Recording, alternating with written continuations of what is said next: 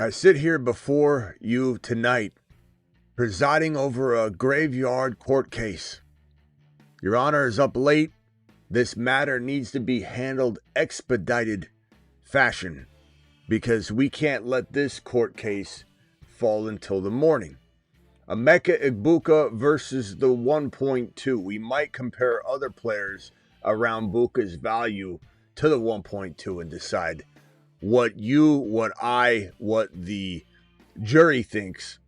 But this case, presiding in T-minus 30 seconds, is Emeka Egbuka versus the 1.2. You, the people, shall decide. Phone callers will ensue. And if you want to be on one side or the other, phone lines will be open in a second. I will advise you that this court case will be biased. There is a judge, a jury, and executioner looking straight at you right now. And I've already got my mind made up. So this corrupt court will determine said verdict that's already in said head. But we're going to still work it out, talk it out. The Fantasy Football Show Graveyard Edition, Fantasy Football Court Case Edition begins right now. It's time for Fantasy Football. Court!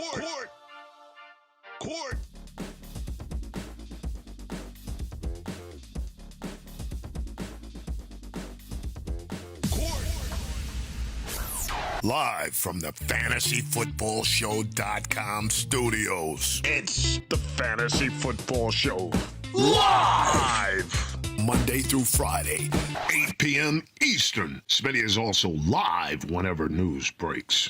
Ladies and gentlemen, thank you, Daniel, for the super chat. I'll hit that after the court case here, then we draft. Underdog promo code Smitty. Make sure you're ready. Link in description. Sign up now while the court case is going on. Use code Smitty. Use the link which uses code Smitty for you. It's the lazy way. Just hit the link. It's in the description. They'll match your first deposit 50% all the way up to $1,000. And we'll be drafting said Egbuka, said 1.2 player, said grip of players that are going to go in a rotational fashion based on not knowing landing spots if we're drafting right now and assuming who the 1.2 would be in a redraft. Ladies and gentlemen, Emeka Egbuka is a doubted man. Emeka Egbuka is a man that is innocent of fantasy football greatness until proven guilty of not being great. And while some of you are willing to say that, oh, he crapped to bed at the end of the year, Smitty, he dropped the football, you looked bad. The funny thing about fantasy football and production is there was that one catch where he's backing up into the end zone, if you remember. And it was a clear touchdown grab. And he dropped it. Had he caught that one play, that would have changed everything. He would have had a big game, not stretching out the end of the season without any sort of big game. He had several occasions where Baker and him just did not connect prior to that game that were not his fault at all. Baker just was hurt, playing bad. Buka was getting in his own head at that point. And then that one drop was devastating. And it's funny how one situation can change the trajectory of everything. The fantasy football value of the player, the outlook of the mob, the potential next game, slingshotting off, springboarding off the good game. And a nice case in point example of this would be Caleb Williams dropping back and in very lucky fashion, slinging a football into the corner of the end zone. Defenders out of place. Nobody knows what's going on. And Holcomb jumps up and grabs the football. Had that play and the game before that, had those two situations not had happened, which are two plays, right? The end of the game for both of those plays. The narrative of Caleb Williams walking into 2026 is two different tales. It's a guy that 50% completion percentage, didn't take his team far in the playoffs. Now he did throw, and that ball was caught. We can't take that away, nor am I trying to. I'm painting a picture that literally one or two plays can reshape and recraft a landscape for what we view that player as and what might lead to the next game and output of that next game. Had Caleb not thrown that, even if the first game, Green Bay unfolding, all that happened, and Caleb drops back and throws that ball into the end zone where Kmet grabs it, it's going to be, heralded as one of the most amazing playoff throws and catches of all time, and it deserves to be. That catch doesn't happen. We're painting such a different picture of Caleb Williams 2026. Again, this isn't to knock him or take that away. If you're saying something in the chat about Smitty's a Caleb hater, like, you're not even paying attention. And I feel bad for you because you're not learning anything. You're hearing what you want to hear. You're screaming and yelling. It's like when I said, Ma, when I'm 14 years old, I'm backing the car out. You're under the basketball hoop. I need to shoot hoops. You're not taking my car for a spin. You're not on insurance. You'll get arrested. I'll get arrested if you're caught cruising downtown in my car. That's what some of you are saying when you type ridiculous things and you're not even listening. This court won't allow it. This court is not here to listen to your griping and complaining and moaning. My example is really a positive example, but it's to say that if Buka had caught that one backing into the end zone touchdown grab, the next game maybe changes. And on top of that, he has a big game to put in the middle of a dead drought. And my point being that the way we remember Egbuka walking into 2026 is it's all negative. It doesn't hone in on any of the positives that this man started off number 1, number 2, number 3, top wide receiver in the National Football League as a rookie, walking into camp, nothing but praise. Baker says, never seen a receiver this prepared, ever. Coaching staff saying this guy knows how to do things that veterans don't know. Him grabbing footballs left or right, knowing where to be, coming out of college as a rover because he played in one of the best wide receiver rooms in really college football history. Playing in the best wide receiver room, you could argue that Emeka Egbuka played with better receivers in college than any one player plays with on his own NFL team. Let me pull it up for you.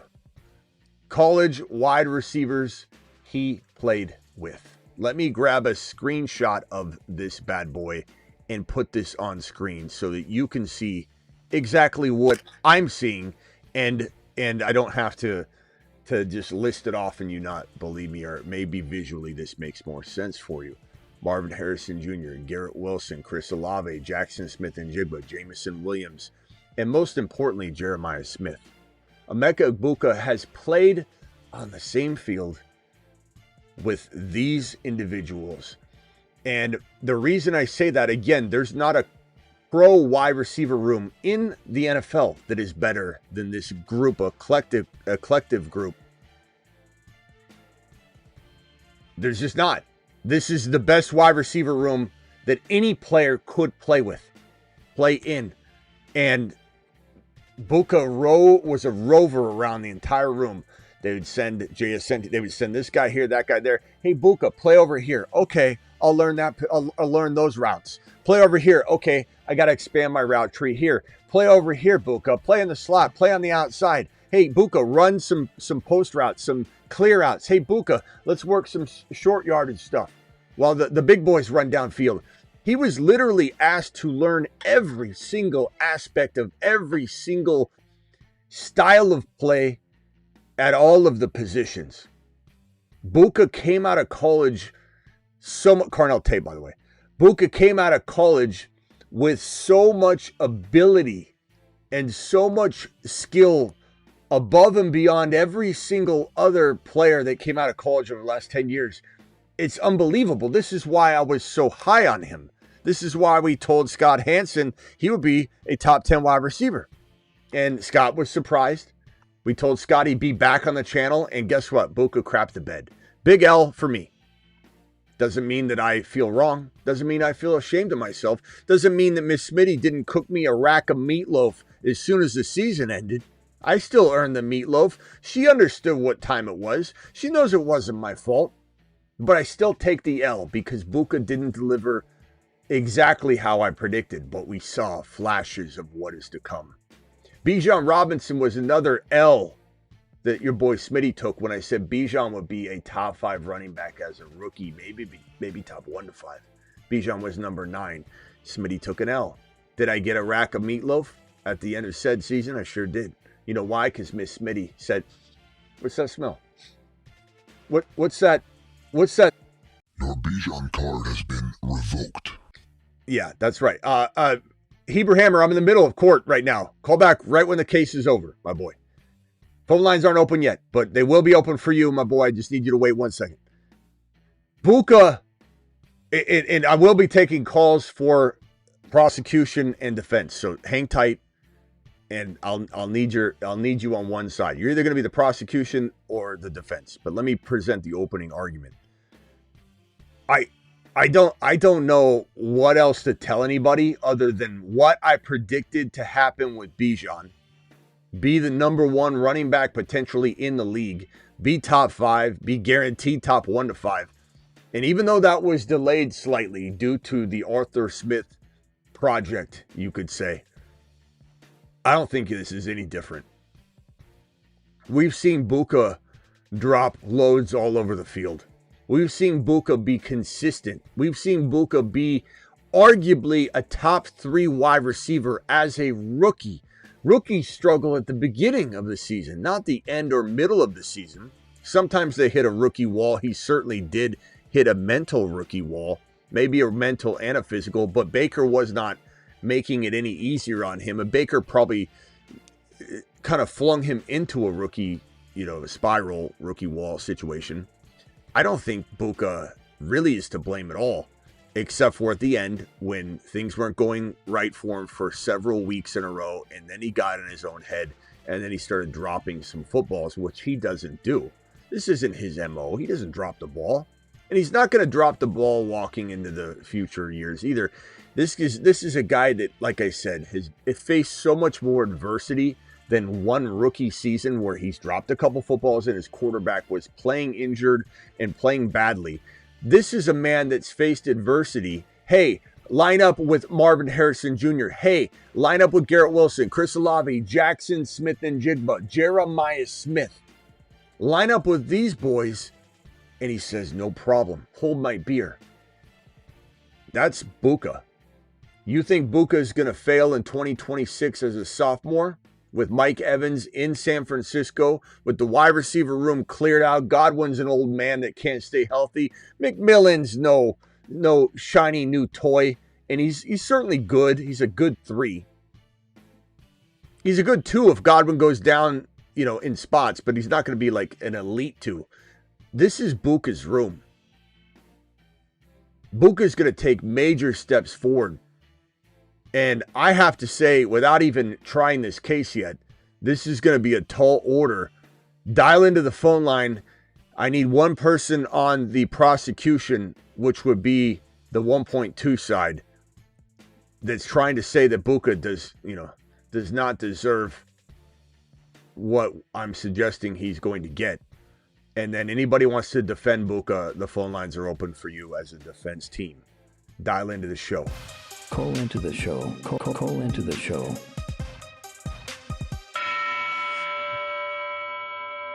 Now, dial into the show.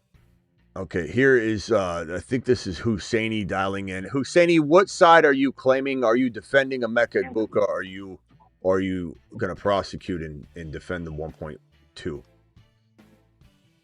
Smitty, I'm here to defend my boy Emeka Egbuka. All right, hang tight. You're going to need to clean it up. We need a minute of your time. You're going to have to go quick. But let me bring in Heber Hammer. So start thinking about what you're going to say.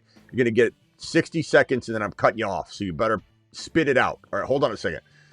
Heber Hammer, unfortunately, I suppose if you want to argue Emeka Egbuka, you can be an expert witness after Husseini presents his case. Hold on one second, Heber Hammer. Travis, you unfortunately, my man, are going to be the defense of the 1.2, if that's okay with you. I can do it. Yeah, but at the end of the day, you can flip on your client and say, "Screw this, I'm out of here. I'm gonna go. I'm gonna go hit up the Emeka Egbuka side." All right, go ahead, Husseini. You got 60 seconds, to defend Emeka Egbuka as a top, I don't know, easily top 10 wide receiver entering 2026. Your 60 seconds begins. Hold on, let me put it in here. 59. Go. It begins now. Go. So, Emeka Egbuka was 60 yards shy as a rookie to reach a 1,000-yard season. So, I mean, anyone who says that he is not capable of doing that again or even doing better than that, granted, he was injured as well. He got injured, so he missed games. He could have easily gone over that 1,000 yards. To me, that's a good receiver. 33 seconds. And so on top of it, Chris Godwin, like you said, is an old man. I don't have any trust in that man. He'll probably get injured again. Let's be honest. Mike Evans is gone. Like you said, yeah, McMillan, but no one's scared of him. Emeka Egbuka is the guy. And Baker played terrible. Not terrible. But he played not so good last year. And played terrible. Injured. He played terrible. At the end of the year, he played terrible. The whole Buccaneers team was a mess last year. Hot mess. Garbage. And so you can't blame, like you said, you can't blame it on Egbuka. Everyone played bad. And so O-line. The old line, everyone. Bucky was hurt. Rashad White. Who's Rashad White? He's good. Who's that? Nobody's scared of him. So, Bucky? Granted, all that given, Egbuka is the guy. He is going to be wide receiver 1 in Buccaneers. They're a pass first offense. Okay. Baker loves his playing it. Okay. Yeah, that's my all right. Expert witness, Hebrew Hammer. Do you swear to drop your knowledge in a fair and truthful way? Please raise your right hand, say yes, and then proceed. Yes, I'm defending. Is that what or am I whatever supposed to be on the other side? It's all decided in this corrupt court. Go ahead. Okay. I'll make it quick. From the mental aspect, what he did could not have actually been thrown into kind of a more difficult situation. You look at his clip from when he was rolling, and not only does he can play both the X and Z position, you can move everywhere. But once Mike Evans comes back, people kind of obviously like that's your number one, but it goes deeper than that. I mean, that messes with Baker's head. It messes with everything. I mean, I think Husseini kind of touched on it, but when Bucky, who was supposed to be a top 6 running back, had his shit going on, I think he easily goes over 1,500 yards this year. And the offensive line being injured was a huge issue that a lot of people just ignore. There's so much. I'm a Southeastern college football fan. I hate Ohio State, but you look at the pedigree, but also that team, and if you actually watch them play, he was moved around more than any wide receiver in that group of those names you mentioned. That's because he was a rover. He was a rover. He was the one that they'd always say, okay, now that so-and-so's here, you're back over here. Now you're over here. Hey, get everything, carry everybody's bags over here. This guy was literally the soldier that was told to do this, go in that foxhole, go in that foxhole, and he learned everything. And he had 63 receptions for 938 and 6 touchdowns, and he did all that at the front end of the season. Which is crazy. Unfortunately, I'm a Panthers fan, but people also forget the NFC South, really aside from Tampa Bay, had very good defenses, especially in the secondary. So I just wanted to point that out as well. All right, wrap it up. You got 30 seconds. Okay. Oh, you're done? Okay. Yeah, I'm done. Okay. I'm done. I'm done. Real quickly, looking at this right here. You can stay on the line. Just mute yourself real quick. I'll go over to Travis. 467 and 2. That was week 1. 29 and 1. 685. Fortunately, the phone lines are full right now. You can call back after. 4 for 101 and 1. You forget, like when you look at this game log, you forget how good this man started. 163-1. Look at the first month and a half of the season. Let me repeat it because it's worth it. Saying it again. 467-2. Let me make this bigger if anybody can't read it. And let me just move this right here. Okay. So 467-2, 429-1, 685, 4101-1, 7163-1. That is remarkable. You don't do that unless you're a specimen, unless you're elite.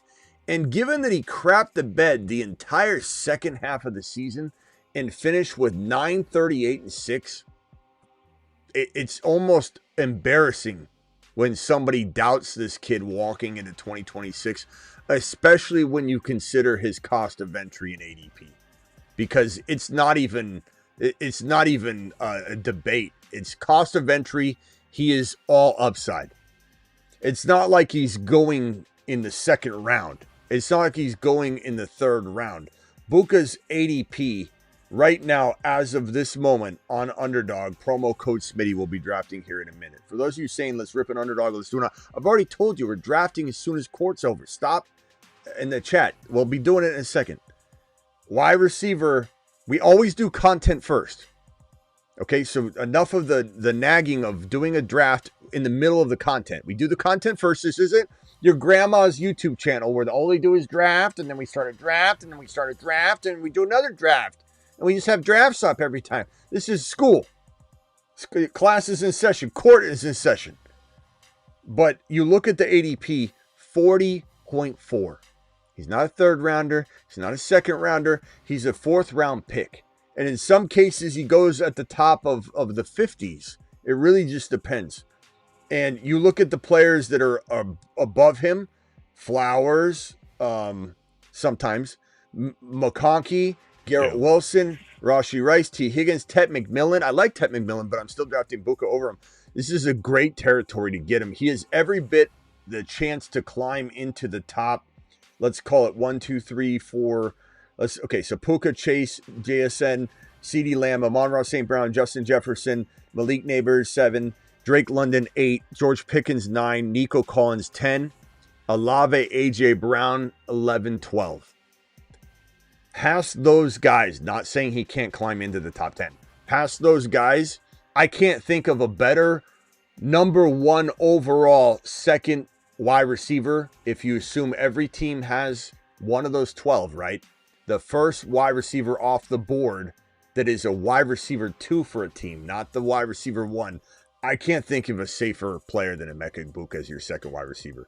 He is the 13th, in my opinion, he's the 13th best wide receiver, and that's ranking him pretty safely, but of course I'm taking advantage of it. He's going to fall all the way down to being wide receiver, what did I say was wide receiver 18. Wide receiver 18. He deserves to be wide receiver 13. This is just one of the most remarkable starts you'll ever see from a rookie receiver, and you cannot trip and fall into this. Also, another important thing to note is look at the 12 targets, 4 receptions. Again, at this point, he wasn't dropping everything. He got in his own head down in this territory. But Baker was off. The offensive line, as Hebrew Hammer and Husseini just told you, and I told you, offensive line just in an absolute disaster mode all off season or all in season. Bucky injured. The running game jostled up and screwed up. Evans banged up. The entire Baker obviously playing hurt and then getting in his own head. 13 targets, only 6 receptions. 12 targets, only 4 receptions. These are not Buka's fault. I don't care if he dropped a ball or two at the end of the year or started to look like he didn't have his concentration. He was money. 4 of 6, 4 of 7, 6 of 8, 7 of 7. There's this craziness that happened here. And even if we say, okay, let's but let's consider 2 for 24 bad game after that big stretch. Then 4 for 58. That was okay. 3 for 35. Not great, but so 3 bad games there. 6 for 115 and 1. This is an insane stretch. Dare I say, even including these 3 games, he's a top 4 wide receiver, top 5. If you extrapolate this week down to the November 9th game, that's 1, 2, 3, 4, 5, 6, 7, 8, 9 games. You extrapolate those 9 games, I can almost assure you it's top 3 or 4 or 5 wide receiver numbers, if not 1 or 2. So this is all we have to be worried about. No touchdowns, no games above 60 yards except for the 1, no games above 50 yards except for the 1. And this is all people will remember. People are defining Buka between these games because there's not one game where he popped off. That's what I was saying. If Buka had caught that 1 touchdown where he's backing up into the end zone, I forget what week it was. If it was that 4 for 64 or 1 for 40 or 3 for 20. I don't know what game it was, but had he caught that touchdown, it might have led to more production. I know it was near the end of the game. Was it even like this 12-28 game? I forget what it was. But Emeka Egbuka would have had something in between this 115 and a touch game and the end of the year, and it might have shed a different light on him. It might have made people say, well, he did go dark. He did ghost us for a while. But we saw the sign of him bouncing back, at least at the end of the year. I'm pretty excited. No one's excited. He's going as the 18th wide receiver off the board. He deserves to be in the top 12, 13, 14. Travis, I'm sorry to put this on you. If you don't even want to argue it, you can just say I'm close. Whatever you want to do. There's no forcing you to do anything. You can give a point and then flip to the other side, other counsel. It's up to you. So, I mean, yeah, I would take Egbuka, but if I was going to argue the 1.2, I would argue that, first of all, I think Jordan Tyson is, a touch above when it comes to, like, just toolsiness and explosiveness and pure athleticism, stuff like that. Not saying Egbuka isn't, but Tyson is that. If Tyson had no injury concern at all, I think this would be a lot closer, because I think Tyson and Egbuka would be a really good argument. And then the other thing is just that, who's to say Baker isn't going to continue to get hurt and Baker isn't, going to decline from now? We don't know. Who's to say their line isn't going to keep getting hurt like it has in the past year? And then on top of it, you get, depending on how much you like Lemon, 2 to 3 shots at a guy, Tyson, Tate, and Lemon. Great arguments, actually. One, if not both of them, one, if not all of them, could end up on a team like the Titans to grow with Cam Ward, the Chiefs, Washington with JD5, New Orleans. Great argument. Coming team, maybe even the Rams. Great arguments. Take another wide receiver. And I will add this. Here I'm arguing Buka. And really just Buka versus no Buka is kind of, but really this court case is about Buka versus the 1.2, which I kind of let get away from me. I like Jordan Tyson so much. This is not that big of a gap if he lands in the right spot. I would say the reason why, and I'll let you continue after this, the reason why I'm still screaming Buka's name here at this juncture is because we have, like you said, the ambiguity about how many shots you have at it or how many shots we don't have at it. If Jordan Tyson goes to, I don't know, the Giants and plays second fiddle, or goes to the Saints and plays second fiddle to Olave or second fiddle to Neighbors, and Carnell Tate goes to the other, and they're both hampered by the elite players ahead of them, then that's where that risk of that is what also plays into me saying, just give me Buka now. But damn, I'll tell you, if Jordan Tyson lands in Tennessee, if Jordan Tyson lands in Washington, Jordan Tyson lands in a situation like that, KC even, or Carnell Tate lands in KC, there's different arguments to make, especially long-term with Carnell Tate or Jordan Tyson in KC, and there's immediate and long-term arguments to make immediately about Tennessee. I'll be honest, this is a closer case than I'm making it out to be, just because I'm trying to defend Emeka Egbuka's honor like the Karate Kid in part 2. But I will say that Jordan Tyson is is literally the next CeeDee Lamb if all goes well. And Carnell Tate, maybe he's the next Chris Carter type player if all goes well. This really could be we're splitting hairs between 1.2 and at least one of the players we're taking at 1.2. I don't know that both will be there, Tate and Tyson. But we're maybe splitting hairs at the end of it all. And that's not to discredit or take away anything I said about Buka.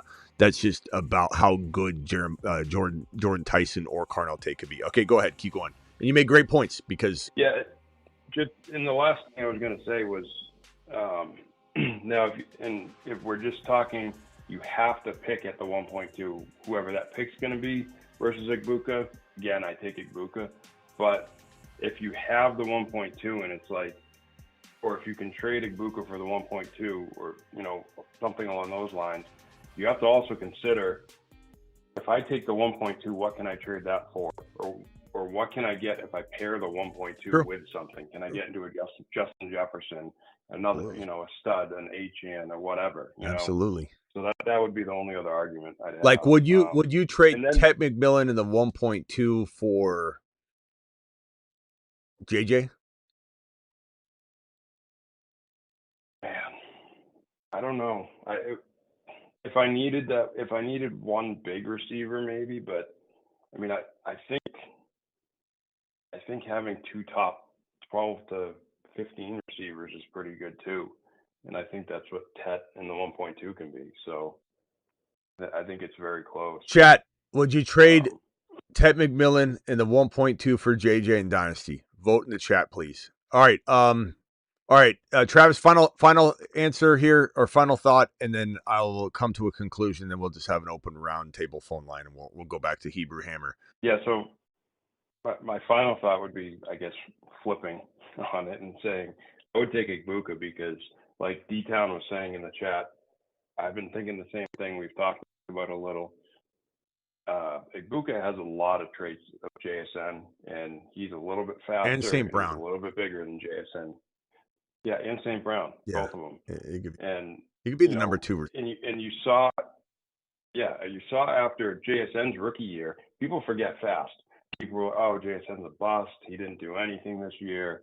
He's not that good because he only had like 600 yards or something. And then the next year it explodes. And then this year, obviously, he's the number one receiver. So, things change quick and people have short memories. So I'd take Egbuka. Yeah, but when it's all said and done, Buka, like, again, just looking at this game log, I mean, I don't know if you could do a quick calculation, Travis, on the first 9 games, and then also the first 1, 2, 3, 4, what 1, 2, 3, 4, 5, 6, 5 games. Yeah, 5 games. Do a calculation on the top 5 games, extrapolated. And then 6, 7, 8, 9, then the top 9 games, and see what he would have ranked on the. So, you want me to do like points for what wide receiver? Yeah, where would he have finished? You want to know the stats? Yeah, where would he have finished if we extrapolate the 5 weeks, and then if we extrapolate the 9 weeks, where would he have finished wide receiver? Okay. Yeah, give me a minute. Yeah, I'm pretty sure it's going to be wide receiver 1 or 2 off of the 5 weeks, and I think it's going to be top 5 off of the 9, if I had to guess. Okay, Hebrew Hammer, go ahead. The court case is concluded. Egbuka's the answer, but I will say that the evidence has been sound. The arguments have been, Travis brought some amazing arguments to the table and even reminded Your Honor how much I love Jordan Tyson and Carnell Tate. Like, just even talking about it, it gets me excited, and I start wavering a little bit. Like, at the end of the day, I want Jordan Tyson, Carnell Tate, and Emeka Egbuka. Be kind of fun to have all 3 in a dynasty league, to be honest with you. Case closed. Emeka Egbuka wins, but it's certainly closer than it was starting to head. I'll be honest. Hebrew Hammer, you are live for open convo, my man. Yeah, just to that graph you have next to you, if you look at that right there, that is, if you look at those defenses, aside from maybe 2 on there. Yeah, I mean, that's a gauntlet of a schedule. I know. Right there. You do. It's a great point. It's a great point. San Francisco, whatever, but they still have a good team that can make plays. But Seattle, Philly, At the end, Houston. I think that is pretty good, bro, when you think about it. Like, I agree 100%. I mean, it's at the end of the day. Also, you just look at floor and the ceiling, and I think it's so safe and it's through the roof. And I think that's really the only argument you really need to make. I mean, I like T. Higgins. I don't know where he is. I'm a big T guy. I think when Joe Burrow's healthy, you mentioned something about like a number 2 receiver on a team. He's obviously a different player, but I think again, floor and ceiling is, and I think Baker's just a dog. Even if his game is deteriorating, I think he's mentally just he'll be right there. He'll be better. He'll be better. I mean, he's great. Let me get this 5 gifted memberships from I think it was Toner. Toner, 5 gifted memberships. Appreciate you, my guy. You've just been. And then who was it? Daniel. Daniel, sorry about the wait on the super chat. Best fantasy show, and it's not even close. Thank you for all you do, my boy. Thank you, appreciate you, Daniel, for the super chat. Standing ovation for both of you. Thanks for dropping. All right, let's see here. Where was I? Let's jump into a draft real quickly on Underdog. So pull up the Underdog app again. Underdog will match your first deposit 50% all the way up to $1,000. Use the link that's in the description. Use code Smitty. Let's go over to a big board. So click on the lobby, click on NFL, and that's going to be down at the Originals tab, then the lobby, and then the NFL tab. Go into the big board, the $10 big board, 20-second, not 8-hour, and hit the enter button, and let's jump into a draft together. 10 more to start, so we should all, people eager to get in one should be able to cram into one, no problem. Let me open that up. Hold on 1 second, and then I'm going to go to Travis real quickly and then back over to, I forget who else is on the phone line. Just hang tight for me real quickly. Let me see if I can, 6 more to jump into this draft. Let's see here. All right, draft is pulling up right now. Who else is on the line? It's Husseini, it's Travis, and it's Hammer. Okay, go ahead, Travis, and give me the results if you've got them. Yeah. So after the first 5 games, I'm going by the Marchman score. He would have been wide receiver 3, just behind Puka and JSN. Okay. And after the 9 games, he would have finished, depending on how you rounded it, wide receiver 6. Yeah, well, actually, it'd be wide receiver 6.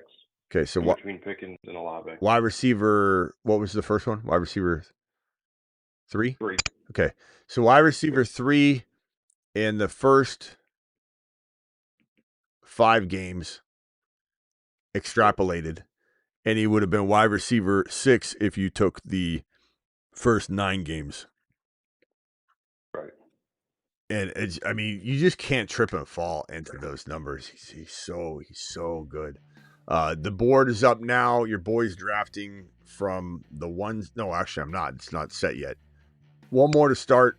I don't want to hear anybody complain they missed it. We literally are. It's been about 30 seconds to a minute before we filled this thing. So 1 more to start. Link in description. If you don't get into this one, just sign up now so you're ready to go. Code Smitty or the link in the description inserts code Smitty for you. Underdog will match your first deposit 50% all the way up to $1,000. So if you deposit $2,000, they'll give you $1,000. If you do $500, they'll give you $250. So 50% match all the way up to $1,000. Jump in to the draft. 1 more to begin, then the order will reshuffle. Husseini, go ahead, my boy. I just jumped into the draft, but no, I mean, I agree with everything that's pro Egbuka. Not that I don't like Tate or Tyson. I mean, obviously, I think they have high upside, and got the 5. And like Travis said, in the right spot, you know, they could be just as good or maybe better depending on the spot. But I mean, those are a lot of maybes, and so I'd rather just go with Egbuka, knowing where he is and knowing he's going to be the guy, and Baker is good, so. That's what I'm taking. Totally understandable. And that's why, why we did what we did. And the truth is, at the end of the day, let me switch this over real quickly. Hold on. Let me see if I can. At the end of the day, hold on. I was trying to get this. There we go. At the end of the day, we do hope and believe that one of the three wide receivers probably will not be Mekhi Lemon. One of the three wide receivers, one of the two, let's just call it the two. One of the two wide receivers will be CeeDee Lamb, or even though, Tate isn't CeeDee Lamb like, he's more like a Nico / Chris Carter type of player. I use Carter because Carter doesn't drop a single ball, and either does Carnell Tate. I don't think he dropped a single football. I forget if we looked it up if he ever dropped a pass in college in a game. I don't know that he did. He might have in like his freshman year or something, but I'm pretty sure he didn't drop a single one last year. He's just so good. Okay, on the clock here, JSN's available. I'm going to take JSN and do it live. 1.5. 1.1 was Bijan. 1.2 was Gibbs. Very interesting. Everybody said you can't go running back in round one. Last year we did it. We did it all day long. Bijan was pretty much our go-to, and he lasted between the 1 pick and the 5, 6, sometimes later. And now it's interesting that Gibbs and Bijan are pretty much the first two players ripped off the board. JSN is a steal. Puka is a steal. Chase is a steal. Really, I believe this top 5 is a absolute great place to be. And sometimes I like the 5 or 4 better than the 1, 2, or 3 because you're closer to the middle of the draft. You don't have to wait as long. And this second rounder is closer. You don't have to wait as long to get that second drafted player, which is key. Lamb is a steal at the 12, 13. Look at that. Lamb and JJ. That looks really nice. Hampton at 11. Cook at 10. St. Brown at 9. Genty at 8. McCaffrey at 7. JT at 6. And then I went JSN at number 5.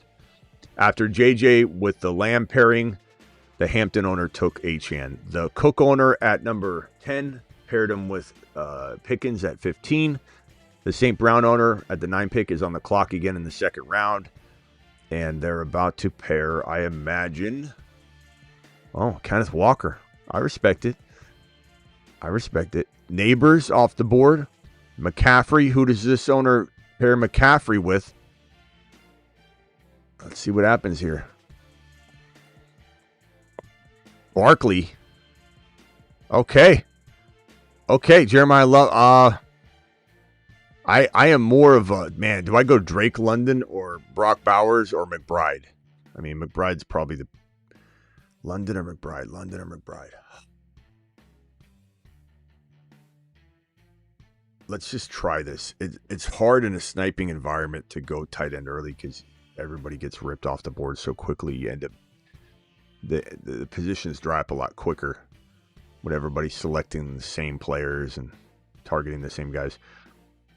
All right, go ahead. Who has something to say? Travis, go ahead. Yeah, just thinking about, imagine we see what Rashee Rice can do on the Chiefs, and so just imagine if a Carnell Tate or a Tyson is there, the type of numbers that they could put up, especially Kelsey's going to be leaving, and they'll bring in someone else if Worthy can't step up, and they're remaking that offense, and now they have a legitimate running game, which always helps the passing game. Mm-hmm. So I guess that's another argument for the 1.02. Again, I would take Egbuka, but if they were to land in a place like that. The best argument you made was the one that you just get a couple of different shots at it if we're arguing that pick. On the clock here, ETN, Breece Hall, Bucky. I think I got to go ETN here. I don't love the fact that I'm,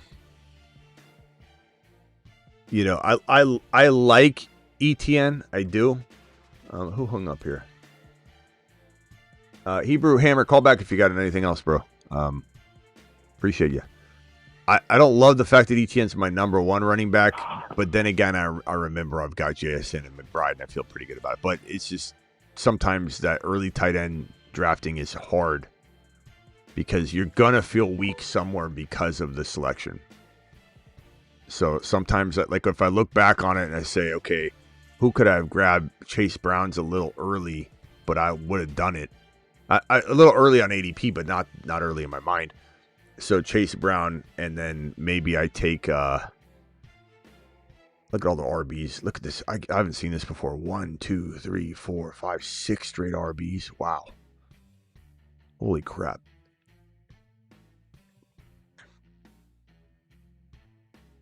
Go ahead, Travis. Sorry. Hammer, call back if you want. No, that's basically what I was saying. And just to reiterate, because I, talking to someone in the chat about it, you don't have to have an elite fantasy QB or QB throwing for 4,500 yards to support a top 10 wide receiver, let alone a top 5 one sometimes. Nope. They can't be god awful, but if they're, good, like, and I get JSN was hyper targeted, but Darnold wasn't amazing. He was good. And I think one of the best examples was in 2024, Garrett Wilson and Devontae Adams were either top 10 or top 11 wide receivers. And Aaron Rodgers wasn't lighting the world on fire. Who took the Jets that year? Who took Monty in the 3rd round? What in the starter now? What in the hell are you doing? Who is that? Backfield to himself. Jeez. All right, this is Husseini, I think, right here. Mickey, yeah, this is Husseini. Husseini's got Genty, Neighbors, Bucky, Burden. Not bad. Yeah, good start. All right, I'm in some trouble here. Well, maybe not. I think I'll be all right here. So this selection right here, I knew in my chat there's no way Rice was going to fall there. But that's okay. Like, here's where, do I go Mike Evans or Ladd? I keep going Ladd. Do I take Mike Evans here and mix it up, or? If you don't have much of them, take a shot. I'll just do it because I have a lot of Ladd already. I don't want to compile too many Ladd teams. I like Ladd. I feel good about it. What if the Chargers actually did bring in an AJ Yeah. Brown? So I got to protect myself, and I think I have like probably 14% Ladd already. I need to back off. I need to take the foot off the gas pedal a little bit. And Mike Evans in late 4, mid to late 4 is kind of early, but that's where his ADP is. I mean, his ADP is right around the end of the 4.12, so I'd take him a tad early.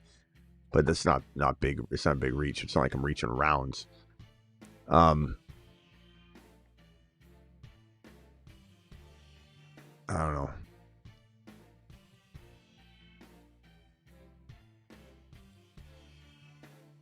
Trone, I don't know why you don't like Buka, bro. I can't see a world where Egbuka reaches his ceiling. Why? With Baker, how is this? How are you envisioning or not envisioning this? I don't understand.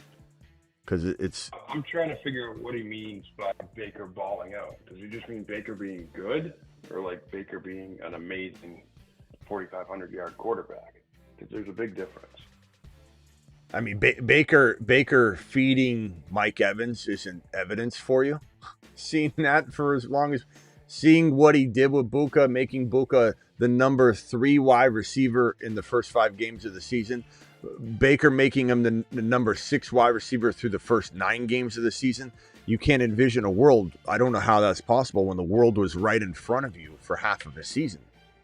Like, I don't understand. Baker, like, I guess you could say he wasn't injured, but Baker was hurt I think all of last year from week 5 He on. was hurt. His ribs were bothering him. He was getting beat up. His linemen were down. Yeah. Bucky went down, so the running game wasn't good. Everything was just a mess. Evans got hurt and came back. It's not. They never got into a rhythm. It's not a sample size, Trone. It's literally 67-2, 29-1, 85-0, 101-1, 163-1. That's not a sample. That is literally the entire first month and a half of the season straight. It's not a sample. 2 of the last 4 games, he literally exploded, and it all fell apart. And blame it on everything. Bucky, the offensive line, Evans in and out, moving Buka around again. Baker just not being. I mean, if you have eyeballs and watch the game, it wasn't even Baker's fault or Buka's fault, which I know you're saying Baker's the problem, but Baker wasn't the problem until the end. Then he was. And then so it's not Buka. I know that. But I don't think Baker's just going to crap the bed. He had his offensive line destroyed. So it was a lot for him to go through. And he was injured. He was playing injured. I believe 2023 and 2024, Baker had the most combined touchdowns for those. He's been fantastic.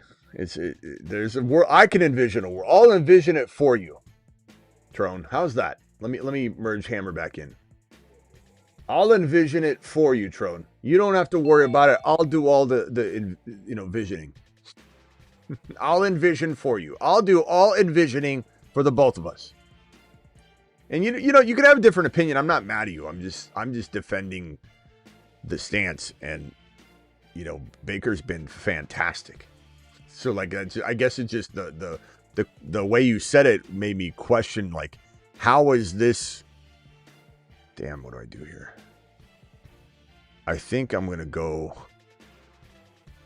Hurts here. This is a pretty good team. JSN, McBride, ETN, Mike Evans, BTJ. Granted, those two receivers are sketchy, but there's lots of upside in best ball because you don't have to decide when to start BTJ. He starts for you when he blows up. You maybe have another player that steps in.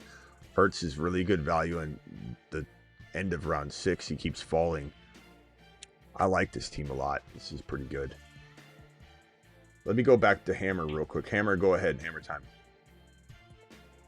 Yeah, I wasn't going to call back in, but I guess once I saw that comment, I would pose the question to that comment.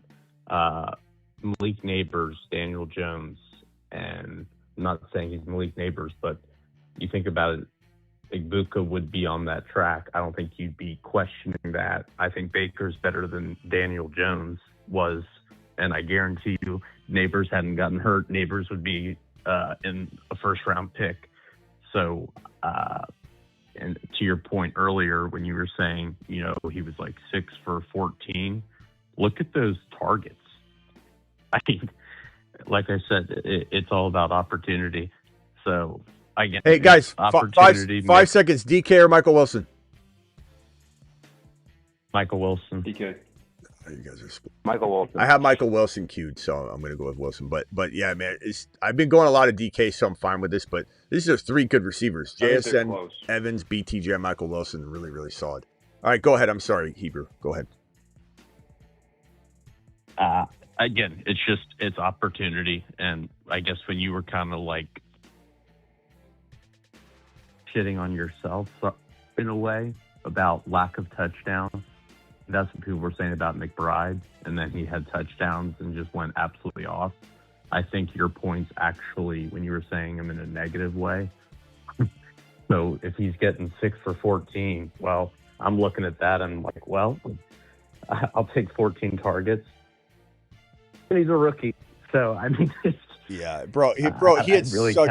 he had such a good rookie season. Like, it's almost ridiculous to even, like, the arguments, like, almost silly.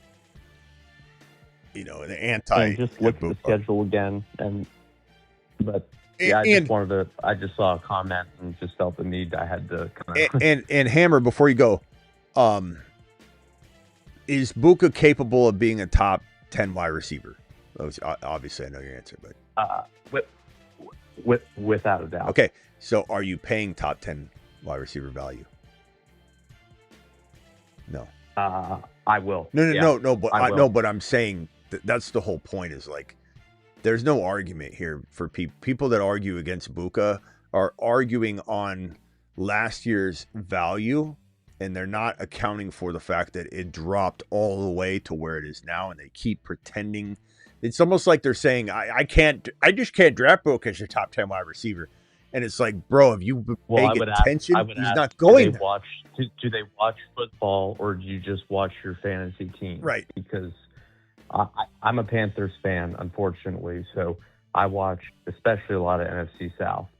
So what I'm saying is I think Egbuka easily goes over 1,500 yards. Right. But and I don't say that lightly. Right, but what I'm saying is that people are It's almost like the best example. Let me just give you the example on the marker board. What I'm trying to say is, okay, Buka is playing like a top 10 wide receiver. Okay, he was number 6 through 9 games, and then he started to fall and fall and fall. And then people are like, no, I can't pay that. I can't trust him. And then he keeps falling, and now he's a top 18 to 20 wide receiver. And the answer of no, people are saying here when they're really talking about it here. They're still saying, I don't trust him. I mean, him being a top 10 wide receiver, no one's saying you're paying that. You're paying top 18 to 20. And if we're right, you win a league. If we're wrong, you get your value back of what he did. You know, he's going to earn that 18 value like easily. So that's more of like my point is like, there's no risk here. You just, if you believe Buka is going to fail to some degree, you're going to get your value back. That's the craziest part about all this. Anything else, Hammer? Appreciate you, my boy. No, but I mean, I take him actually higher than what you said. So we won't tell anybody. Without a doubt. I think he finishes top 10 wide receiver. I won't tell anybody if you don't tell anybody that we'll take him earlier. All right. Keep it on the hush. All right. Appreciate it. All right. Thanks, Hammer. Appreciate you. Call back if you got another one. Oh, I hung up on the whole phone line. Shit. Call back. Sorry, boys. Oh, man. I don't know. I guess I got a pretty good wide receiver room. Adam, thank you. Just traded Hendy for BTJ and Dynasty Thoughts. I'd rather have Hendy. I'm sorry, Adam. Standing ovation for you. It's arguable. It's definitely arguable. And if BTJ were to get traded, I would be okay with. I think he'd be traded into a great situation. I'd rather have Hendy, but it's not the end of the world. They both have questions, and either one could be better than the other.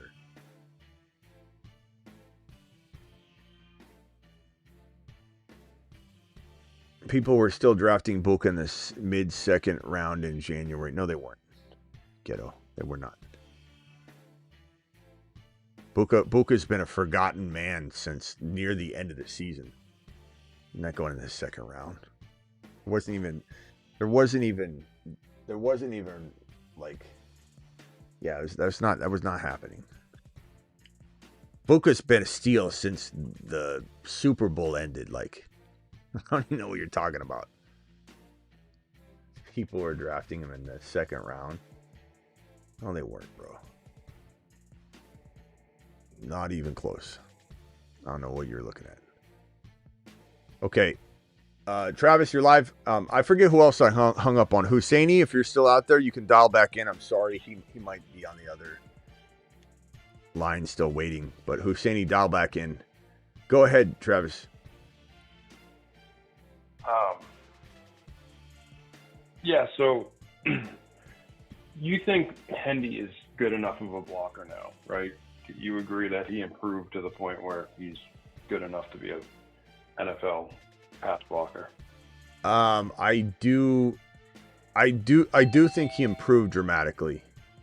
Yes. Not to mention, let me make this point clear because I feel like people are confused about Hendy. He is one of the best pass protecting running backs to come out of college in the last 5 years. But pass protecting in the offense you're drafted to is different. You got to learn the offense. You got to learn what that coach wants. You got to learn.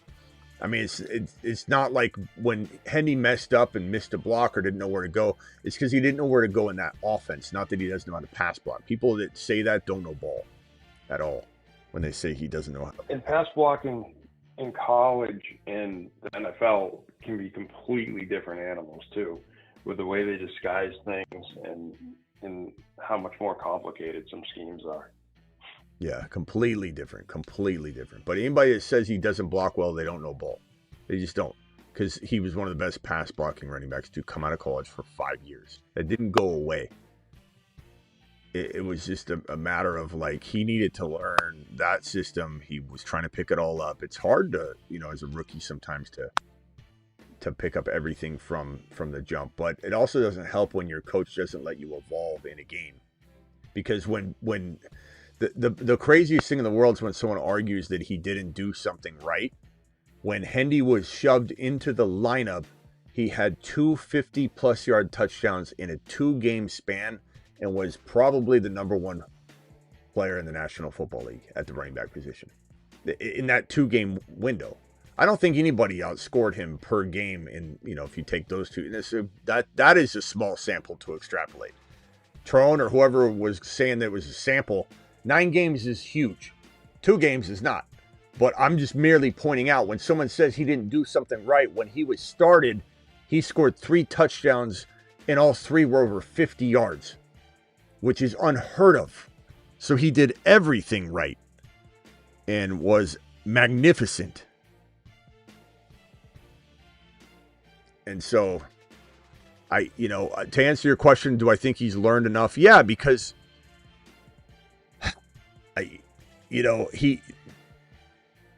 he had all the skills. He just needs to learn that system, and he's learned it, and he gets a whole off season to learn it as well.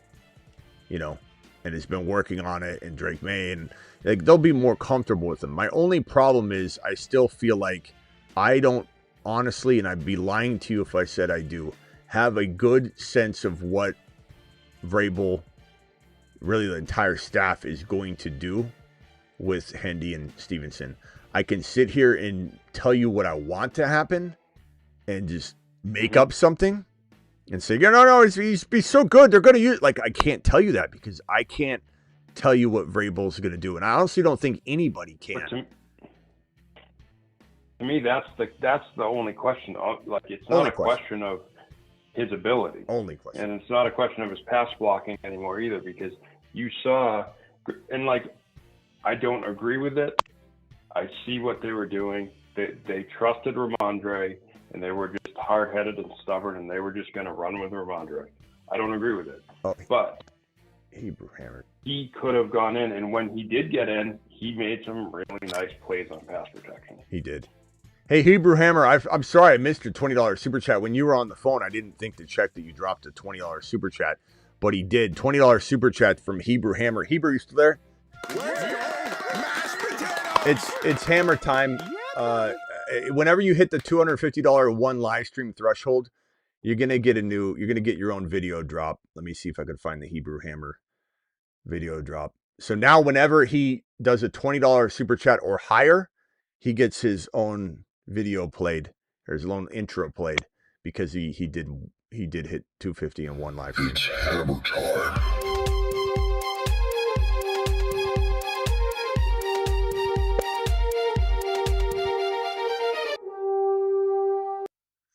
Hebrew Hammer, appreciate you very much, my guy. Hebrew's $20 super chat reads as follows. Hebrew, you're still there. Hopefully you're still there. I'm sorry about that. He says, disregard, off topic, feeling frisky. Just had a long debate with some buddies. Top 2 QBs. I'm starting. Burrow, Allen, done. Ignore it, you're saying? Is he saying ignore it? Disregard? Well, I don't want to disregard it.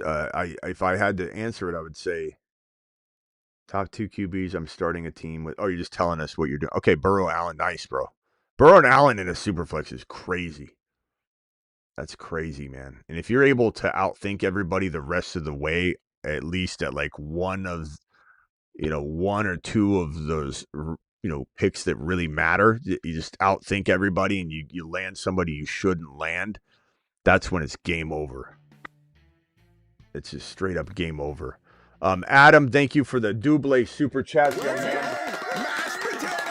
Adam says the following. Hebrew Hammer, appreciate you. That was my court case wanted. Your thoughts? Thoughts on that start? That start's amazing. Long debate with some buddies, top 2 QBs. Feeling frisky tonight. Just had a long debate with some buddies, top 2 QBs. I'm starting a team with Burrow. What's the debate, though? What's the question? If Hendy doesn't hit home run, he is largely useless. Disagree, Adam. I 100% disagree. Appreciate your super chat, but that's not true. Just traded Hendy for BTJ. Okay, that was the one. That's why you did it. Okay. Yeah, I disagree with you. But I do think, I love both of them, bro. I love both of them. Let's see here. Did I time out? I did. Damn it. I don't hate Josh Downs, though, but I would have taken him. My running backs are a little bit light. I got Tyler Algier and ETN.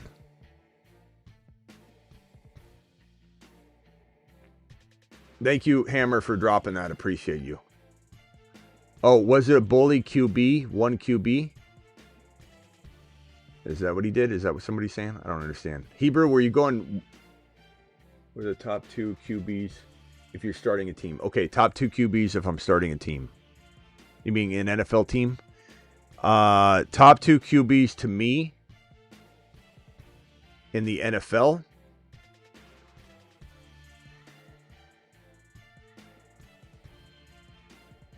I mean, I think Josh Allen and Mahomes are the top 2 quarterbacks in the National Football League. Would I take Mahomes over Josh Allen? Probably. Would I, if I was talking this year, coming back from an ACL tear, I would lean on Josh Allen a little more. I love Burrow, but he'd probably be 3rd or 4th, but I couldn't put him above Josh Allen, who's been carrying his team year in and year out without weapons. Imagine what he's going to do if DJ Moore is still solid, and he might not be, but I think he will be, and stays healthy. Mahomes is just, do we need to explain it? If anybody thinks Mahomes isn't maybe going to go down as at least the 2nd or 3rd best QB ever, I don't know. I don't know what to tell you. He's still so young. Like, imagine him putting 2 or 3 more rings on. And then what? What are you going to say? Like, easy to judge him now against somebody's that's career is already over. Like, we got to watch it play out. Imagine if he does even better. All right, getting closer to my pick. I have Jalen Hurts and Shuck as my quarterbacks. I got Travis Etienne and Tyler Algier as my starting running backs. I got JSN, Mike Evans, BTJ, Michael Wilson, Xavier Worthy, timed out on Josh Downs. My tight ends are McBride, Dalton Kincaid, and Goddard.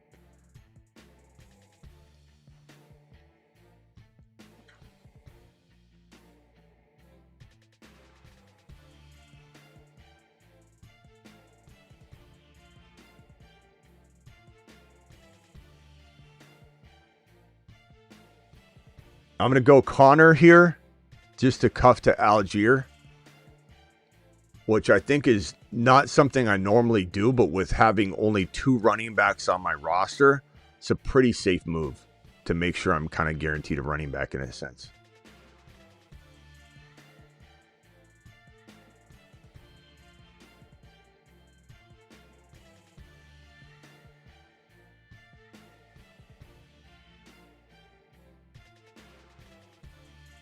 All right. I'll be back, bro, for sure. Adam, what are you saying? Outside? No, I was just telling him come back if he's wrong about Hendy being just a home run hitter and not a good pass blocker and all that. And you don't need to come back. You could stay. Like, I know you're just saying come back, but just in case he's not. No, like Yeah, because I said I'll take a lap if I'm wrong. Just come back and take a lap. That's all. Hendy's amazing. Hendy just, like, the thing about it, you're judging Hendy off a rookie season where he was held back. He was given crap work. When he was starting, bro, he was more than bouncing things to the outside. He was playing phenomenal the whole game. 250-yard runs, which he bounced to the outside, but that's what he does, Are you going to blame Gibbs for bouncing stuff to the outside? Like, answer me that, bro. Gibbs does all of his amazing work on the outside. Like, are you judging him? And don't say he's not Gibbs. He's very much that type of mold. So, answer me that question. I don't like this pick, but as of this moment anyway, Kamara, ETN, Connor, Algier. Kind of a smart running back stack. We'll see what happens with Kamara. Could he retire? Maybe. But answer me that, Daniel, or who was it, Adam? Answer me that. Why are you judging Hendy with the way he plays ball when Gibbs plays the exact same way? Not to mention, again, your coach didn't even use you properly, bro. You can't judge him. He's been, getting the carries that Gibbs was given even, or any running back. He wasn't. He was handed trash. Even games where he kind of got up to like a 12 or 13 or 14 carry game, they were like 5 or 6 trash carries at the end of the game or something. It was never he was used properly, got in a rhythm, was asked to do, the same things that Stevenson was asked to do. It was trash. Yeah, when he was leaned on, he was the best running back in the National Football League in a very short span, but it was 2 games, 350 plus yard touchdown runs, and no one could stop him.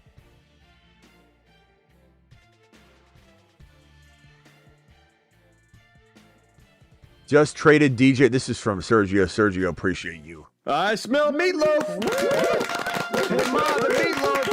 Sergio to the moon. Just traded DJ Moore for Tootin. Love it. I think didn't you say somebody else did this today? London, Olave, Parker, Washington, and a 1.2 now at running back. Gibbs, Tootin, K9, Bill, Mason.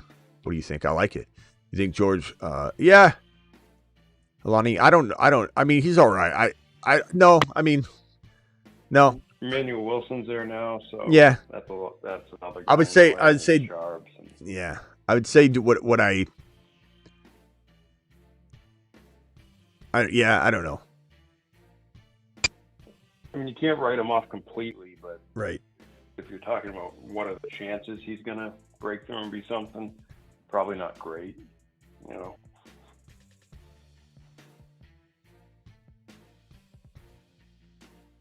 This is a tough spot to be in right here. Because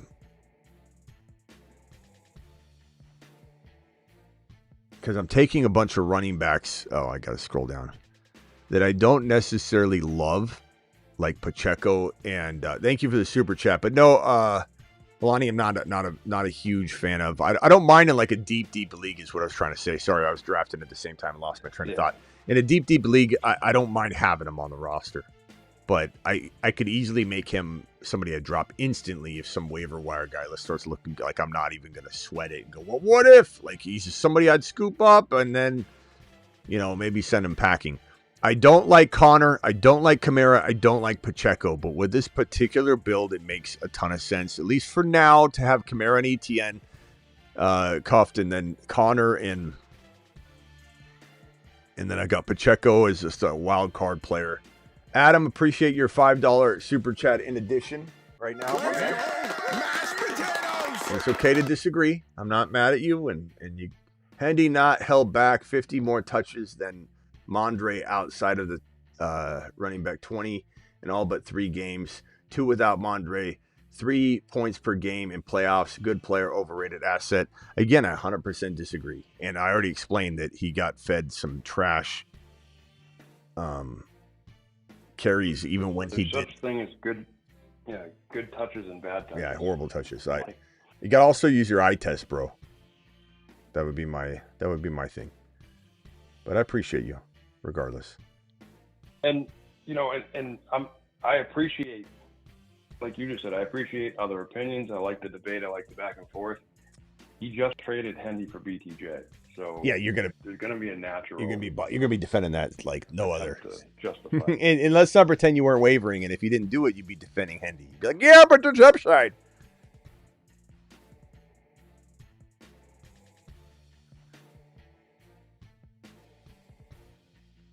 I appreciate you though, Adam. I just 100% disagree with you. But that's okay. And I do like BTJ. Like I even told you when you did that trade, it could go either way. They're both risky players. But the fact that you're even, like going at Hendy for these things, BTJ has way more concerns and risk than Hendy does. Way more. I like them both, though. Sergio, appreciate you, my man. Love your team. By the way, let me go back to this real quickly, Sergio. Just give this a little love right here. This team just traded DJ. I love the Tootin move. Love Tootin. Is he risky? Sure. But if he escapes the NFL draft, bro, even if they draft a running back, he could still escape it. Yeah,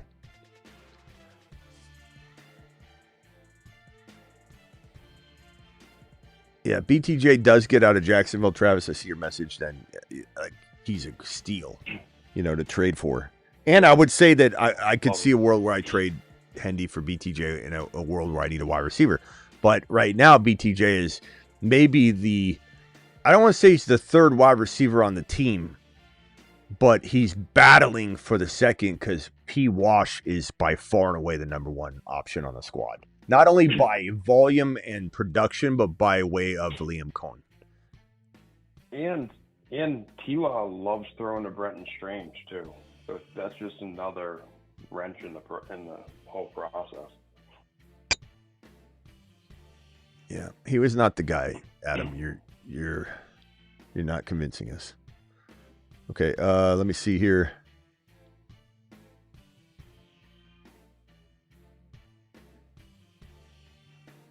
Damn, I've got a timeout. What a timeout. Let me see. What do I have? I love the 20 rounds because you really have a lot of wiggle room. My receivers are off the hook. I don't need anything else. Let me see. Running back wise.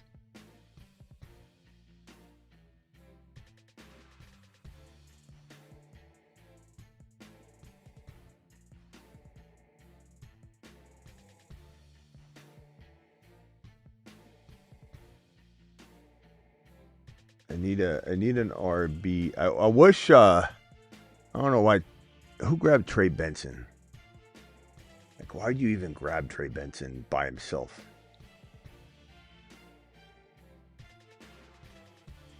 Oh, he went up there at freaking 15th round. I was gonna try and grab him where I grabbed Flournoy, but I couldn't find him in time, and that's because he went like 2 rounds earlier. That's wild.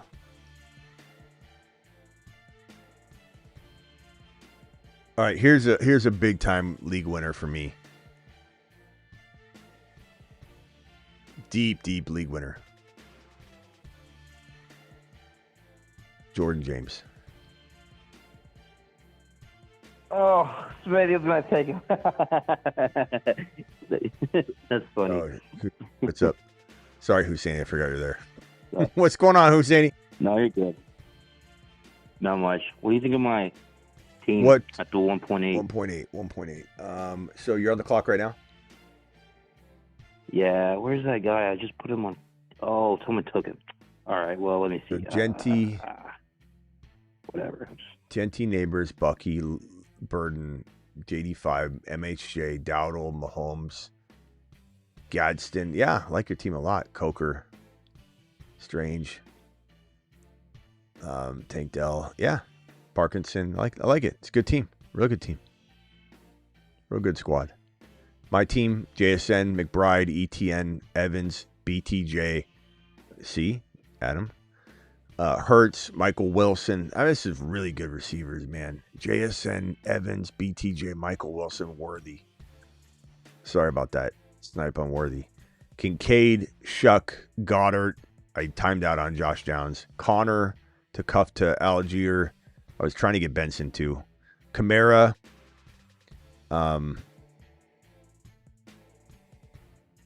I mean, right now he's cuffed to ETN. Pacheco, kind of a little wild card there. Jordan James, a little wild card there. And honestly, I went so light at RB with 20 rounds. I don't mind drafting another RB. My receivers are absolutely stacked. So I could probably go RB here.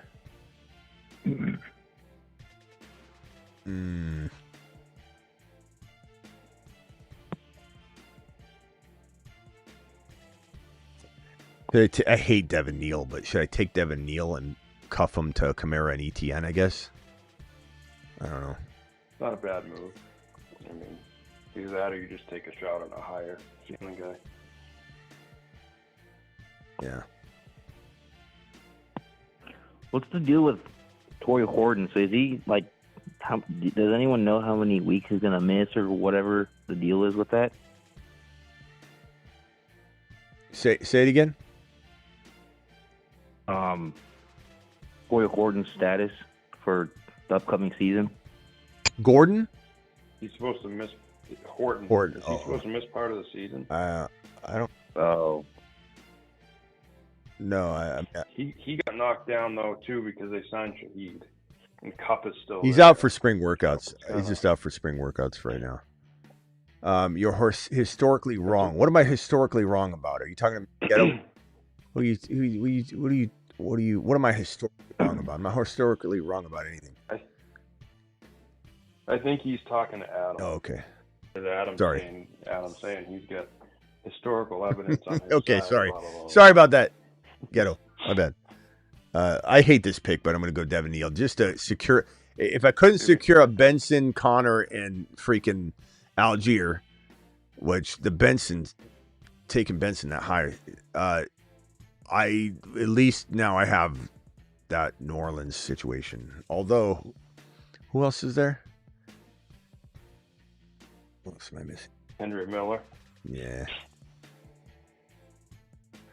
I'm not going to even talk about it. Adam. It's a great conversation. You can keep super chatting. I'm not going to stop you from super chatting on it, but I'm not going to keep going over the same thing over and over with you. I've already explained to you that the numbers do not tell the story.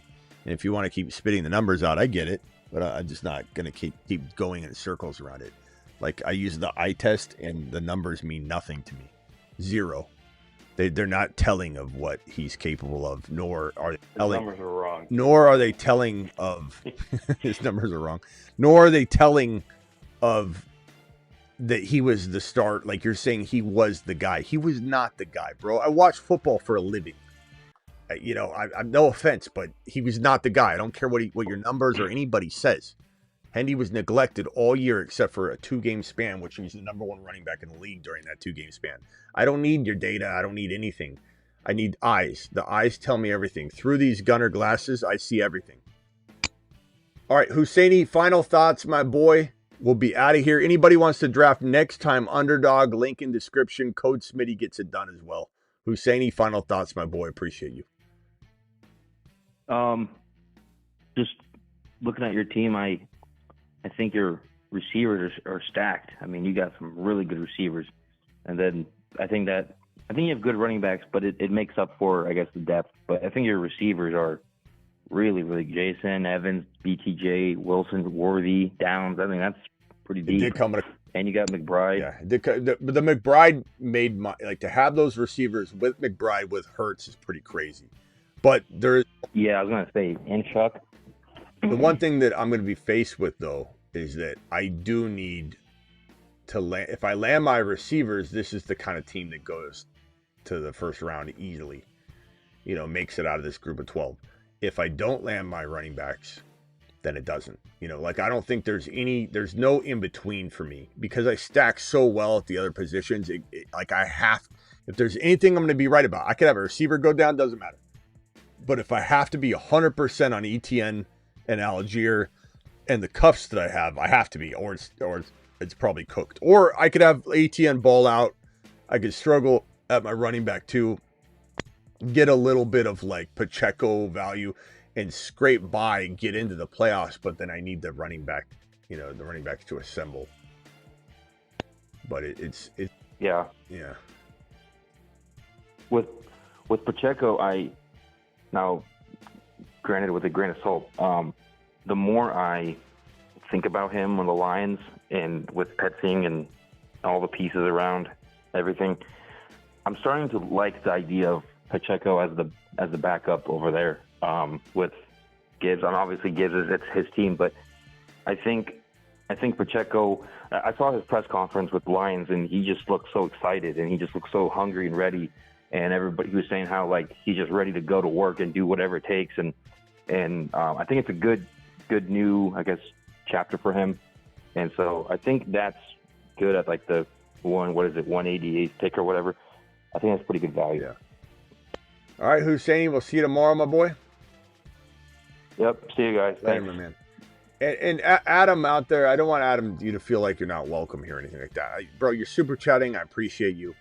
It's just, you're not letting it go, so you're going to get a little bit of pushback. You know what I'm saying? So, Adam, don't feel like you're getting, the Smitty not liking your treatment or anything like that. I don't care. The next day you come in, I'm not even going to remember you when I have these conversations, to be honest.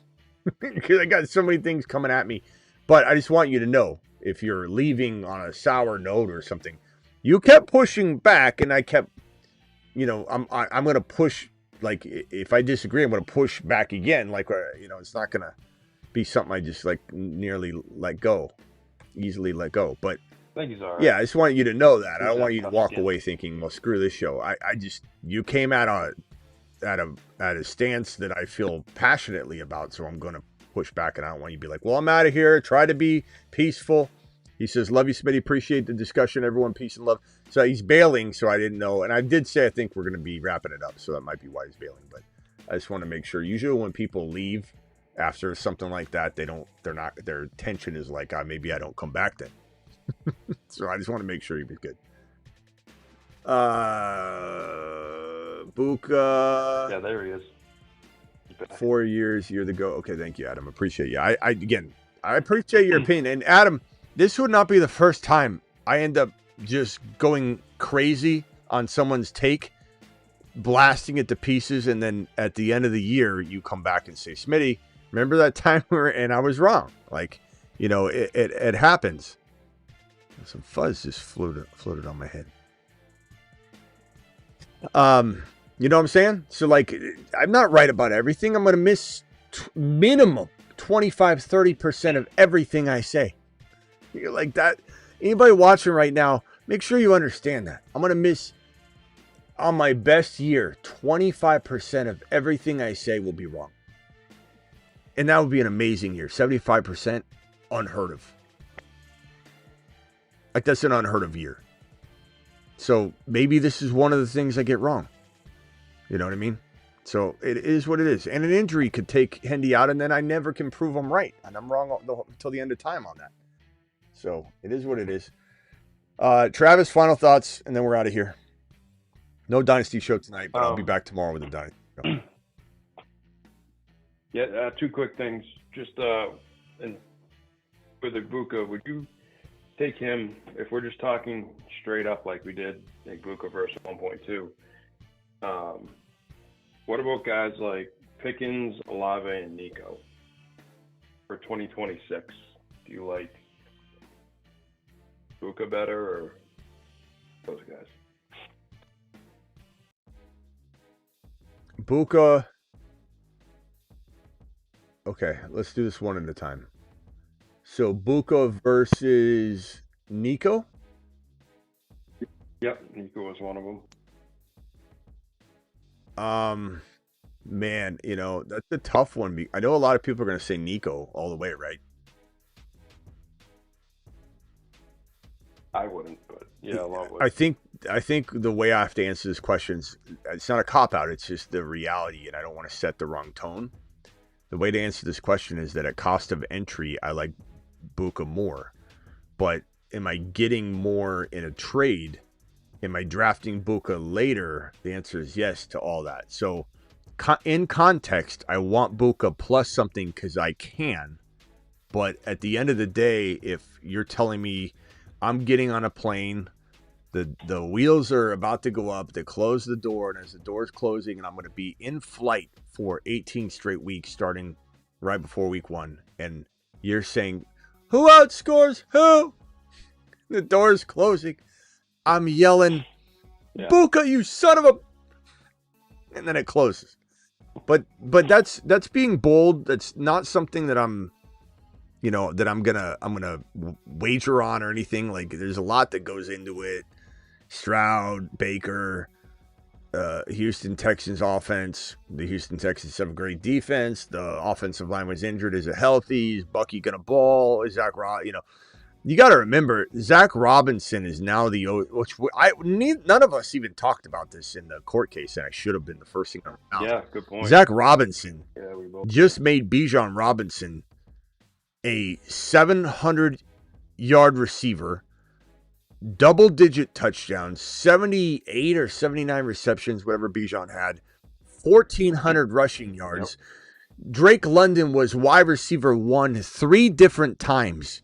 And then the quarterback, Buka's in a good position to have the wide receiver 1 number in at least 2 or 3 weeks.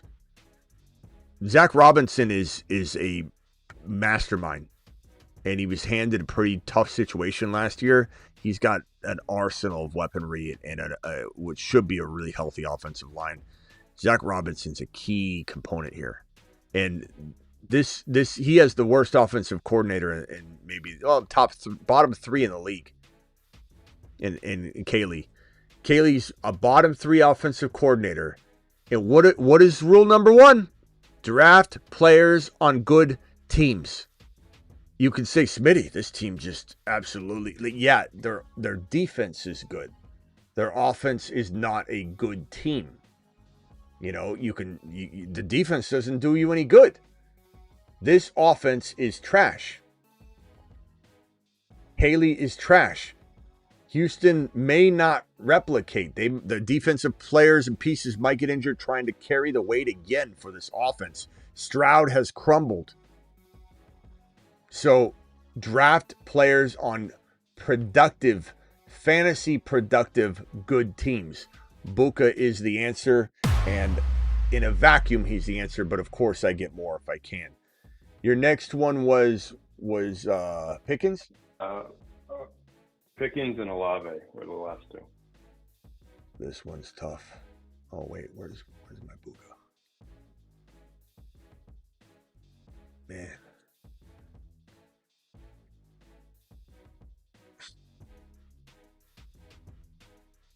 This one's really tough because number 1, Pickens was number 5 last year. He was number 5. Will he repeat that if I believe Evan or Lamb is going to explode this year, or at least there's a chance he still could be top 6 to 10, even with Lamb being, let's say, could, especially Dak, especially the Cowboys, top 5 potential passing attack in the league, regardless of what you think of them.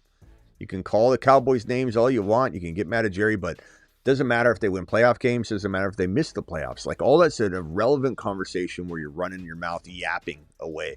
The Cowboys score points. The Cowboys offense is always capable of being a top 5 offense in the National Football League. And Dak has capability of being the number 5 QB. And like Travis has said, you don't even have to have that to have an elite wide receiver. In fact, Aaron Rodgers was what, QB probably 15, 20, something like that, with the Jets, and Garrett Wilson and Devontae Adams were both like right at 10 or whatever. So Aaron Rodgers produced 2 top 10, 11 wide receivers when he was trash with the Jets. So let's not pretend like Dak Prescott, who's finished in the top 4 before, can't. And this year, I don't know what he was, 5, 6. What was Dak? I don't even know off the top of my head. Yeah, he was up there too. I think I have it right here. Do I have just the receivers right now? I don't know if I. He was 5 in the Marsman. Okay, so Dak was number 5, and that can support like the number 1 and number 6 wide receivers. They really could easily, without even hesitation. You could have the number 1 CeeDee Lamb and still have the Pickens number 6. Yeah. The part that really bothers me, I suppose, here is they're both good offenses. You're drafting a player on good fantasy football offenses. So that's checked for both of them. He's the number 1. The wide receiver room was crowded. Now it's not. He's going to get spoon-fed. Pickens is in an offense where sharing is still maybe the same volume anyway.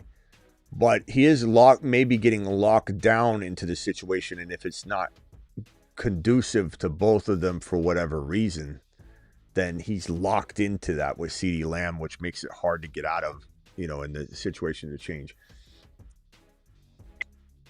And I'm not saying he's a one-year wonder or anything like that, but I don't know. I mean, like, it is tough. You'd think I'd just smash the Pickens button here, but this is a tough one because I do believe in the talent that is Emeka Egbuka. I do believe that he's a top 2 to 5 wide receiver potentially for the future. And while I still believe he's top 5 to 10, there's overlap. So I think he's 2 to let's call him 2 to 7, 5 to 8, or 5 to 10. But there's overlap, which means that either one in my mind could be ahead of the other. I don't know. This is tough. What do you think, Travis? What's your take here? Long term, I definitely want Buka. But, man, I think 2026, I'd take Buka as well. I think it's like you said with Nico, where you can get more for Pickens right now, obviously. So in that world, you want to get something plus Egbuka for Pickens, but I'd still go Buka. I mean, Mike Evans is gone from that offense. That vacates so many times. Real quickly before I deem a verdict here, Hammer time again. Hammer dropped a $20 super chat over on Rumble. Jeez, Hammer, what in the hell are you doing, bro? It's Hammer time.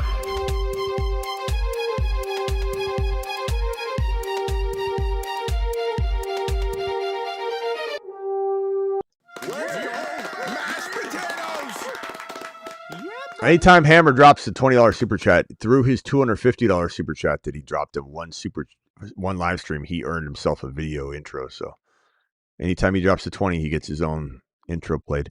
Buka over Nico, higher floor. Stroud obviously terrifies me.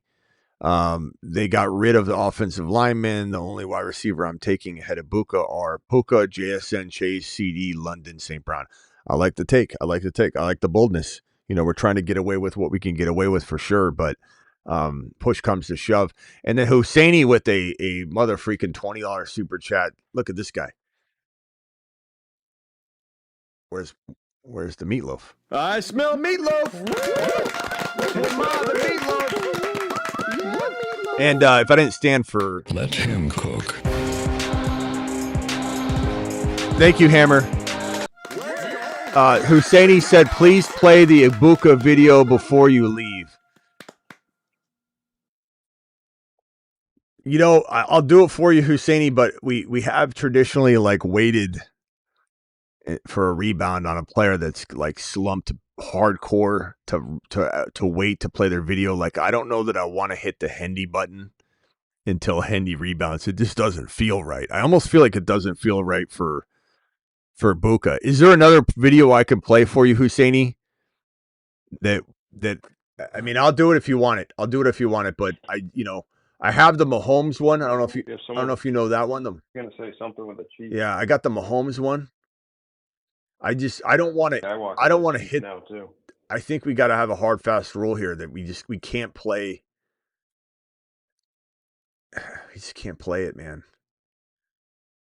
We have to wait. Let's see what he says. Play the Mahomes one. Okay, we got the Mahomes one. It's like the Chief one. Mahomes is throwing 40+ touchdowns.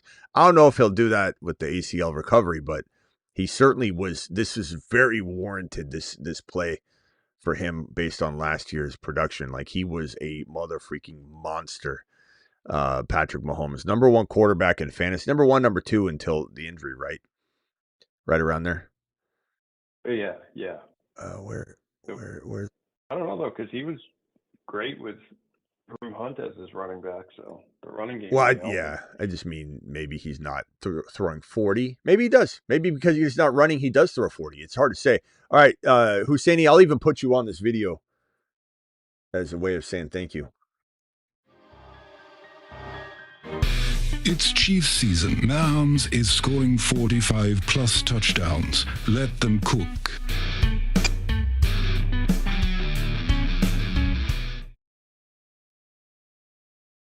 Husseini, I'm going to put you on this one. You deserve it, pal, for all the support. Any $100 hauler gets a sponsor a video. Husseini's getting this one just because he's earned it. He's earned this one. He needs to be on here. I don't even know if he's even seen this one. We haven't necessarily played it a ton, but that one, 45 touchdowns is a tall order. I don't know. I'm not trying to triple stamp and double stamp too early on the 2026 season, but he was, and he probably wouldn't have had 45 touchdowns, but he was close to overall scoring that kind of production with all the running he was doing and everything. But I could always adjust the audio to just say Mahomes is a top 5 quarterback. You know, we can always adjust the audio on that one, and you'll keep your name on there. Whatever we do with Mahomes, we'll fix that one up, I think, for you. Pacheco's on there too. Yeah, we got to fix it. We got to do a new Mahomes one. I'll throw you on that one. Thank you, Hebrew Hammer. Appreciate you. And I agree with you that Buka deserves that kind of a level of respect. All right, real quickly, I got to get out of here. Let me just real quickly answer these questions. Buka Pickens. I think that the answer is the same. If I'm getting more or able to draft later, I do want Buka over Pickens at cost. But if in a jam, I'm sitting there at the number 13 or 14 or 15 overall pick in Dynasty, I'm taking Pickens, and I'm hoping I get him too later. So I can't really argue this one other than I would rather have Pickens. the trade value alone, but I do quietly want Buka and something over him. But the answer would probably just be Pickens. But I love both of them, and I could easily throw this up as a tie. And if I'm on the clock, I mean, I'm just gonna go with Pickens. I love Pickens. Doesn't mean I don't love Buka. I love Buka. Buka, I'm just gonna be smart about it, and I'm taking advantage of things. I just don't want to send a bad message that I'm drafting Buka over him. And the last one, Travis, then I got to run. Just Olave. Okay, final answer here. I'll say Buka for me. I love Olave. I think Olave is definitely worthy of the question.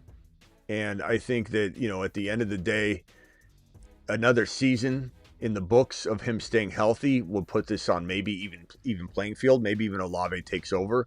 But I think the risk of Olave staying healthy with the concussions is a lot riskier than Buka doing what I already think is a guarantee for him to bounce back and do what not even bounce back, to just get back on track to what he did when he was the number 6 receiver in the National Football League. Or 3 to 6. Yep. So the answer is Buka. Go ahead, Travis. Final thoughts, and then we're out of here. No, I'm good. Did you get Brooks's super chat? I can't remember. Brooks, you here? Freaking A! Did I let one slip through? I did. I wasn't sure God, Brooks, you still here, bro? I was looking at stuff. Brooks, I'm gonna give you a standing ovation, my boy, right now. Brooks, where are you at? Is Brooks here? Damn it. He was a minute ago. Brooks, I'm sorry if he. Was just before Hussein. Yeah, if he's here, I'm standing for him. Brooks, be here. Be here, Brooks. Be here, Brooks. Brooks, be here. Be here. Hold. Went out and got my final Infinity Stone. Traded Bucky and Moore for Loveland. Now have Lamar. Bucky and Moore for Loveland is arguable, though. I like both sides. It just depends on what you're trying to accomplish. Like, really good value. But I do kind of feel like Loveland in tight end. This is tight end premium. I think it was. So that makes Loveland way more valuable. Okay. So traded Bucky and Moore for Loveland in tight end premium. Now have Lamar, James Cook, Kyron, Chase, Amon-Ra, Nico Collins, Loveland, Garrett. Okay. I like that. It's a really, really good team. Be there, Sir Brooks. Hold.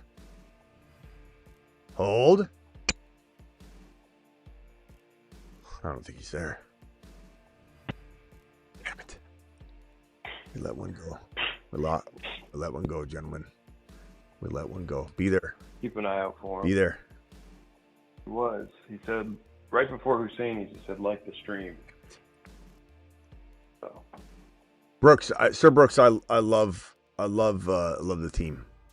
If there's anything I would move, you're not gonna like this, and some people might not like this, but it'd probably be like James Cook before. I'm not saying I don't like him. I'm not saying he can't have an amazing year, but I feel like maybe we're moving Kyron or Cook or both of them and just trying to get into a younger.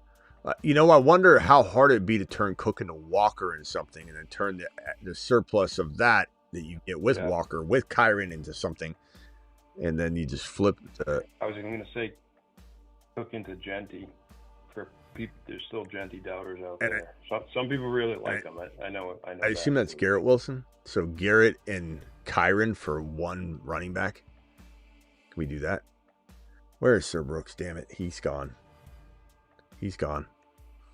And just before we close it out, Ghetto Blaster was asking about Olave's blood clot. He missed the last game with it, I think, season finale. But from what it says it was caught early. Yeah, and was expected we're to pretty recover sure. within a month, so it shouldn't be. It is something to think about, though, with the concussions and everything on top of it, though. Yeah. You're just another thing to keep an eye on. Sir Brooks, where are you? Sir Brooks. All right, Travis, we'll see you tomorrow. If Sir Brooks comes back, I'll come back on screen and standing ovation the man. All right, later. See you tomorrow. All right, guys. Appreciate you. Don't forget to get on over to thefantasyfootballshow.com. Year-round rankings, bold predictions, trade calculators, draft simulators, lineup calculators, stock market's brand new. Go check out the stock market and see where DJ Moore is, see where Luther Burden is, see where all the boys are. Kenneth Walker rose on the stock market. Go check it out. We're live Monday through Friday, 8 p.m. Eastern, every single Monday through Friday. Live whenever big news breaks.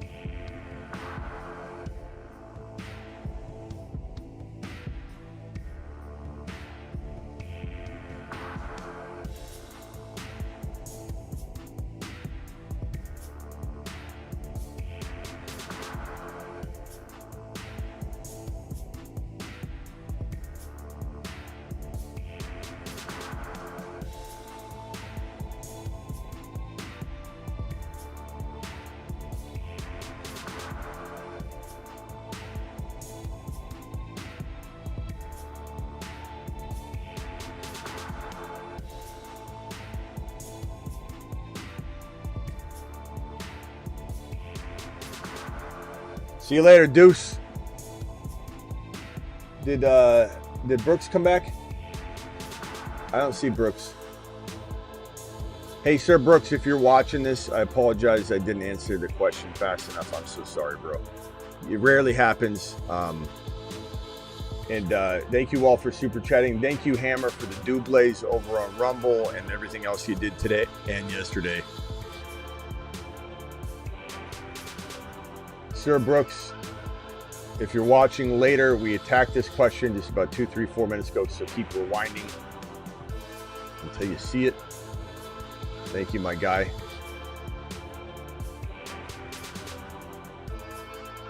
Thank you to Daniel. Thank you to Adam, Sergio, Sir Brooks, Husseini with the $20 hauler. See you all live Monday through Friday, 8 p.m. Eastern. Live at midnight Eastern, which is this show right here, and live whenever big news breaks. See you all tomorrow. Appreciate you.